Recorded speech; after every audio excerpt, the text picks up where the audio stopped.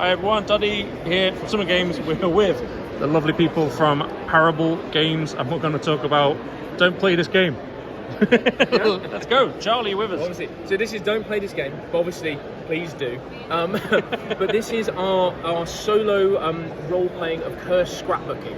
So the whole concept here is that an evil entity has cursed your solo character, and every 7 days it's going to make bad stuff happen to you. And what it wants you to do is to record it in some way. So unlike other solo RPGs, though, it's not just writing. Sometimes it's going to ask you to make a creepy drawing, take a photo, make a video, do a sound recording. So rather than like a rather neat and tidy solo journal that you would usually get, instead you start to kind of get into this cursed scrapbooking territory, as you kind of see some examples that we kind of got inside our core rulebook here as well. So the really fun thing about Don't Play This Game as a solo product is you can play through an entire playthrough, see whether your character lives or dies, but at the end you have your record, and we've got our kind of premium notebooks here, records with some little secrets hidden inside here too. And you can pass that on to someone else and pass the curse on, very much like a curse chain letter.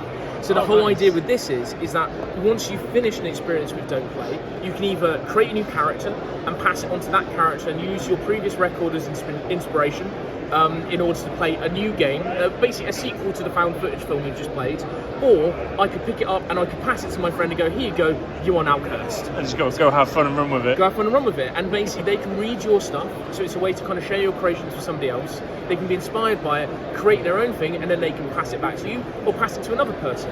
So the whole idea with Don't Play is creating a creepy creative community, a multiplayer community through solo role-playing is the whole idea. Okay, yeah. That's pretty interesting. Yeah. So if you get that and that, for instance, you can put the first person, my name, Doddy, and then it goes to someone else and they pass it on, and then they go, I need to get back and speak to Doddy and give him his book back, but now the curse is back with Doddy. Exactly, yes. Yeah. So you can pass it around kind of like within a smaller group, or pass it wider, post it to someone, bury it in your best friend's back garden, like do whatever you like, really. We found people having a lot of fun of like picking their friends and cursing them and using it as a nice fun way to introduce them to a new game. It's also like with this, I know for a lot of people who kind of think of solo role-playing, like solo role-playing has a general cute and cozy vibe quite usually. This is a game that I designed. I love solo role-playing games, got really into them over lockdown.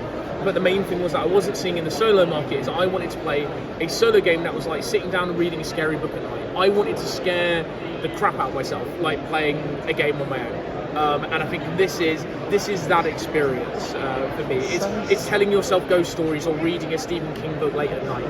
That's the vibe that we want to do, with some creepy crafting and scrapbooking built in as well. Kind of gives you an insight as to how your brain works and what concepts you come up with. Say, go draw a scary picture, and you draw it and be like, I need help. I mean, I'm slightly scared of my own brain now after making this book. I'm not going to lie, but one of the nice things on that front, I think it's really interesting because it is that horror side of creativity where everything's a bit scratchy, a bit rough. It's meant to look unsettling and strange.